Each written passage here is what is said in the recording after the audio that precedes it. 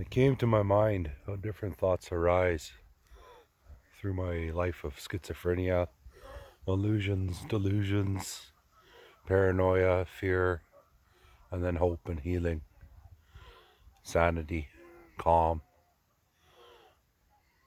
I have observed of both heart and mind that which is true and that which is false. My own mind, it will lie, fill my thoughts with fear, with shame, with worry, anger, rage, and loneliness. It is not heart. The mind can fool me, tell me lies, and fill me with an ego that I am more than I am or less than I am.